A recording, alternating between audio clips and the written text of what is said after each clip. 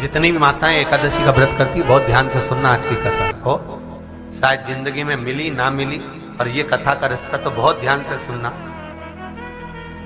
स्कंद पुराण यहां तक कहती है कि इस कथा के चरित्र को जो श्रवण कर लेता है उसको 26 एकादशी करना भी नहीं पड़ती। इस एकादशी की केवल ये कथा सुनकर ही वो तर जाता है। बहुत ध्यान से सुनना इसको, कथा को। एकादशी के दिन जब आप जल शंकर को चढ़ाने तो रोज ही जाते हैं। जब एकादशी का दिन रहे और शंकर जी के मंदिर में आप जल समर्पित करें तो 3 बार मुख से स्वधा स्वधा स्वधा या स्वधा स्तोत्र का पाठ, जिसमें 12 श्लोक।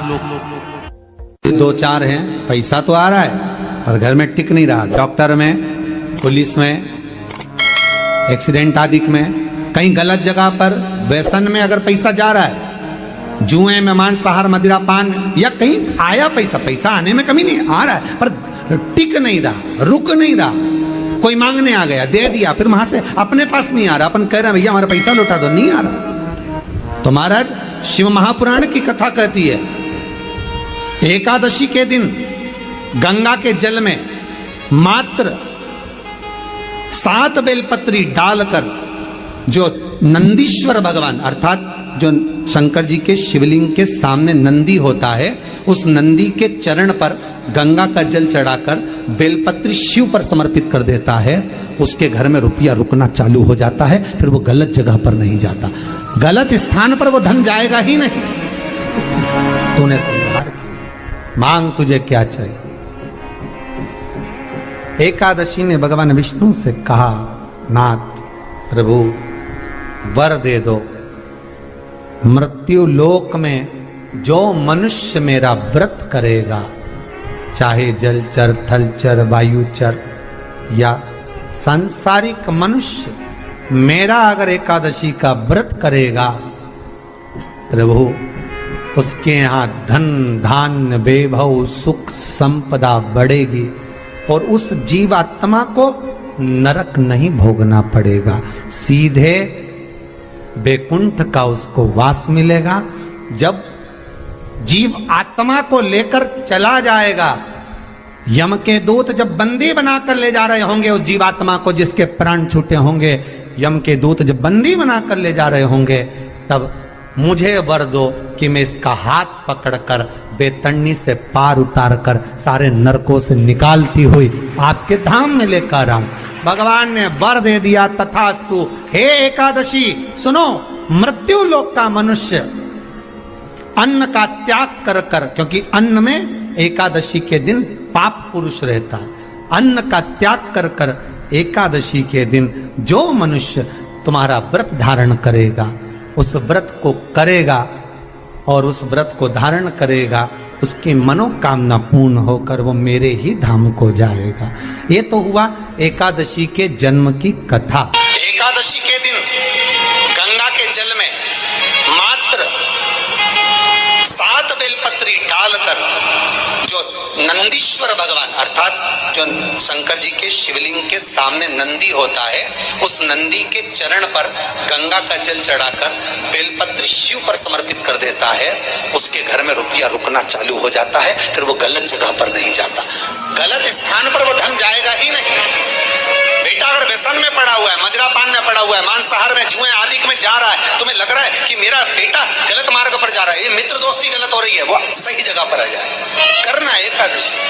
कई लोग इसको धन के लिए भी करते हैं, संपदा के लिए। संपदा के लिए अर्थात जिसका व्यापार नहीं चलता, जिसके घर में पैसा नहीं आता, या नौकरी नहीं लग रही, या सर्विस नहीं लग रही, आप अप्लाई कर रहे हो, जगह जगह जाकर इंटरव्यू भी दे रहे हो और पैसा नहीं आता, तो उसके लिए भी प्रयास किया जाता है। पर उसके लिए यहाँ पर जो धन के लिए करते हैं, उसके लिए विष्णुपदी के लिए करते हैं। मतलब जैसे गंगा के जल में तुलसी के 11 पत्ते डाले जाते हैं और उसको किसी भी नारायण के मंदिर में, राम कृष्ण शिव शंकर नहीं, राम कृष्ण भगवान विष्णु दत्त आदि जितने नारायण के मंदिर हैं, उस मंदिर में किसी भी पात्र में, एक छोटे से पात्र में उसको भरकर रखी जाते हैं महाराज। उससे भी जॉब, सर्विस, नौकरी में सफलता प्राप्त हो जाती है। परंतु वो भी एकादशी को ही होता है। कुछ देर तक पात्र को रखा जाता है, फिर वही पात्र का जल किसी भी वृक्ष के नीचे डाल दिया जाता है, उससे भी नौकरी के लिए फायदा मिलता है। गंगा का जल कोई साधारण नहीं। दशमी, एकादशी और द्वादशी, इन 3 तिथियों पर एक रोटी में थोड़ा सा मीठा रखकर सोमक पितृ का नाम लेकर यदि गाय को खिला दिया जाता है तो अगर कोई पूर्वज प्रेत योनि में भी पड़ा हुआ होता है, भटक रहा होता है, जिसको पिंड नहीं मिला, जो अचानक मर गया होता है, अधोगति में चले गया होता है, उस जीव की मुक्ति दशमी, एकादशी और द्वादशी, 3 दिन सोमक पितृ का नाम लेकर रोटी में, पूरी में मीठा रखकर अगर गाय को खिला दिया जाता है ये 3 दिन तक, तो वो पितृ कभी भटकते नहीं है, उनको मुक्ति प्राप्त हो जाती है, मोक्ष में। नहीं, एकादशी है कौन, क्यों इसकी इतनी प्रधानता है, क्यों इसकी पुण्यता है, ऐसा क्या है एकादशी में जो इसकी पुण्यता मानी जाए? कौन है ये जो भगवान नारायण तक एकादशी का व्रत करते हैं? सुभद्रा जी को भगवान जगन्नाथ ने, जगदीश ने एकादशी का व्रत कराया था। बद्रीनारायण भगवान को माता लक्ष्मी ने एकादशी का व्रत कराया था। क्यों? चंद्रायण एकादशी व्रत की माता। एकादशी है कौन? तो कहा जिसको व्रत करने पर भगवान नारायण भी जिसका व्रत करते हो, भगवान माता लक्ष्मी जिसका व्रत करती हो, वो एकादशी है कौन? तो शास्त्र वर्णन करता है महाराज, स्कंद पुराण का सुंदर चातुर्मास्य खंड के अंतर्गत वर्णन आया है महाराज। एक बार भगवान विष्णु आनंद में विराजमान थे, पद्मावती और माता लक्ष्मी दोनों उनके पास में विराजी हुई थी। भगवान लक्ष्मी और पद्मावती दोनों बेटी, एक सिर के पास, एक चरण के पास। कुछ समय बाद वहीं पर ब्रह्मदेव का आगमन हुआ और ब्रह्मा जी आगमन पाकर भगवान नारायण पद्मावती से लगकर उठे और उठकर लक्ष्मी की ओर झुके। झुकने पर इन तीनों के समागम से भगवान नारायण के हृदय चित्त से एक कन्या प्रकट हो गई। उस कन्या का नाम एका था। क्या नाम था? एका। अब 10 उसके गुण इतने प्रबल थे, वो 10 गुण उसके बड़े प्रबल थे कि वो एका जिसको निहारती थी उसको संपदावान बना देती थी, जिसको देख लेती थी उसके जीवन में वो आनंद की अनुभूतियां करा देती थी। एका जिस मार्ग से जाती थी उस मार्ग के द्वार खोल देती थी।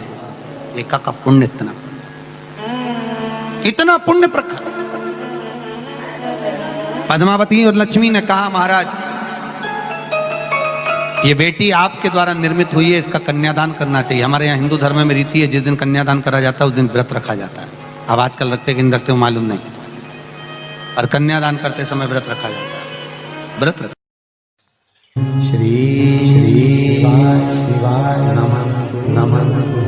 एकादशी के दिन कभी कभी तुम बद्रीनाथ चले जाओ, एकादशी के दिन तुम द्वारका चले जाओ, एकादशी के दिन तुम तिरुपति चले जाओ, एकादशी के दिन तुम जगन्नाथ चले जाओ, एकादशी के दिन तुम्हारी मर्जी पड़े भगवान के किसी धाम में चले जाओ और भगवान को भोग लगाओ और उनकी थाली को झांक कर देखना, उसमें चावल जरूर मिलेगा। उसमें ऐसा नहीं है कि चावल नहीं मिलेगा। बद्री नारायण में भगवान को चावल का भोग लगा हुआ मिलेगा, द्वारका में चावल का भोग लगा हुआ मिलेगा, आपको जगन्नाथ में चावल का भोग लगा हुआ मिलेगा, तिरुपति में मिलेगा, द्वारकाधीश में मिलेगा, नाथद्वारा में मिलेगा, सांवरिया सेठ में मिलेगा, काकरोली जी में मिलेगा। आप जहां जाओगे वहां पर एकादशी के दिन भगवान को चावल आएगा, क्योंकि भगवान के लिए परहेज नहीं है। जो काम में डूबा हुआ है, जो आसक्ति में डूबा हुआ है, जो लोभ में डूबा हुआ है, जो वासनाओं में डूबा हुआ है, जो तृष्णा में डूबा हुआ है, और जो माता के गर्भ से जन्म लिया, एकादशी के दिन चावल उसको नहीं खाना। एकादशी और द्वादशी के दिन हमारा हिंदू धर्म, हमारा शास्त्र कहता है, हमारे शास्त्र, हमारे वेद डॉक्टर वर्णन करते हैं कि पीपल के पत्ते को अगर एकादशी और द्वादशी के दिन एक तांबे के पात्र में गला कर रख दिया जाए और उस पानी का आचमन 3 बार करा जाए तो जिसकी नाड़ियां चोक भी हो जाती है, डॉक्टर बोले इसका बाईपास करना पड़ेगा, उसको केवल 3 आचमन पानी एकादशी और द्वादशी को पीपल के पत्ते का कराया जाए तो अंदर की नाड़ियां भी खुल जाती हैं। भगवान का एक नाम है अघोर। ब्रह्मा जी को दर्शन दिया, अघोर मतलब सिद्ध नाम। और बहुत ध्यान से सुनना भाई, बहुत प्रयास कर लिया आपने, कामना सिद्ध नहीं हो रही। 1 लोटा जल, एक जल का पात्र लीजिए, उस जल के पात्र को लेकर उसमें थोड़ा सा लाल चंदन डालकर बेलपत्री के वृक्ष के नीचे और देवादिदेव महादेव को चढ़ाना प्रारंभ कर दिया। उसके बाद में एक लोटा जल स्वच्छ फिर शिव जी को श्री शिवाय नमस्तुभ्यं हम बोलकर आपकी कामना कहकर भगवान शिव पर अघोरेश्वर महादेव का नाम लेकर आप चढ़ाना प्रारंभ करिए।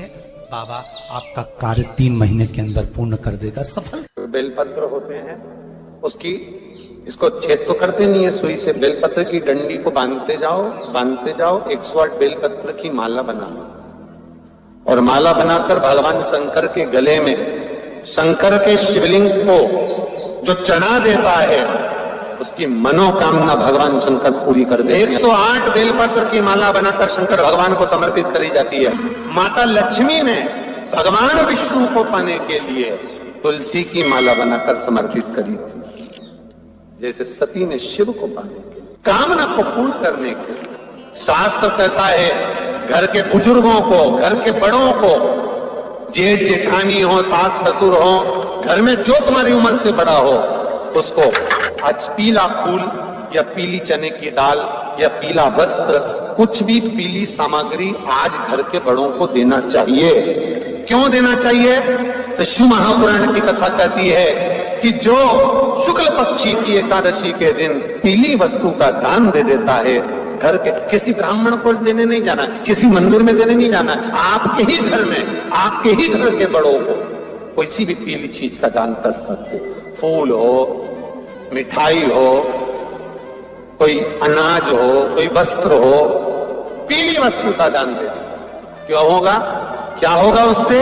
शिव महापुराण की कथा कहती है उससे जिंदगी में कभी बड़ी बीमारी प्रवेश नहीं करती। सनातन धर्म कहता है वट वृक्ष की पूजन करने वाला, वट वृक्ष के नीचे शिव की आराधना करने वाला, लोम समर्पित कर जल चढ़ाने वाले का जैसे कर्ज मुक्ति होती है, उसी तरह आंवले के वृक्ष के नीचे मात्र ताजा मिष्ठान दूध का बनाकर उस सामग्री को भगवान आंवले के वृक्ष के नीचे पूजन करने से लक्ष्मी और संपदा की वृद्धि होती है। शमी के वृक्ष के नीचे मात्र ओघड़दानी अवधूतेश्वर महादेव के नाम से, तो कहते हैं शरीर में बड़ी से बड़ी अगर बीमारी है, कहीं कैंसर जैसा रोग है या किडनी लीवर जैसा रोग है, कोई गांठ अगर शरीर में हो गई है, तो शमी के वृक्ष के नीचे दूध का जल थोड़ा सा हफ्ते में एक बार अवधूतेश्वर महादेव के नाम से समर्पित कर देने से रोग का निवारण होने लगता है, रोग थम जाता है और आगे नहीं बढ़ पाता और उसका इलाज चालू हो जाता है, सुख का अनुभव। बस एक बात का स्मरण रहे, आप आंवले के वृक्ष के नीचे अगर कोई भोग लगाया गया है पा सकते हैं, पीपल के वृक्ष के नीचे कोई भोग लगाया है पा सकते हैं, बट वृक्ष के नीचे कोई भोग लगाया गया है पा सकते हैं। जिस वृक्ष के नीचे भोग लगाओगे पालोगे, शमी वृक्ष का जो प्रसाद है वो आपको वहीं छोड़ना पड़ता है। हिंदू धर्म के 3 व्रत ऐसे हो गए जिनका पुण्य समाप्त नहीं हुआ महाराज। पहले नंबर पर एकादशी, दूसरे नंबर पर प्रदोष और तीसरे नंबर पर शिवरात्रि। एकादशी भी 26 है तो प्रदोष भी 26 है, शिवरात्रि केवल 12, और अगर अधिक मास की पड़ जावे तो ये 13, और अधिक की आय तो 13 है। तो यहाँ शास्त्र कह रहा है कि 3 व्रत हमारे यहाँ जिनका पुण्य समाप्त नहीं हुआ, जिनका पुण्य प्रबल हुआ बड़ा, इसलिए आज भी माता एकादशी का व्रत करती है। और एकादशी का व्रत कर कर अगर कोई जीवात्मा को देते हैं, कोई मर भी गया तो उसको एकादशी का दान देते हैं। बहुत ध्यान से आज की कथा सुनना कि एकादशी का आपसे आपके बच्चे पूछेंगे, मम्मी हम भगवान विष्णु का दर्शन करते हैं, हम राम जी का दर्शन करते हैं, हम कृष्ण भगवान का दर्शन करते हैं, हम भवानी माता का दर्शन करते हैं, हम शंकर जी का दर्शन करते हैं, हम सारे देवी देवताओं का दर्शन करते हैं, पर ये एकादशी माता तो कभी नजर ही नहीं आती।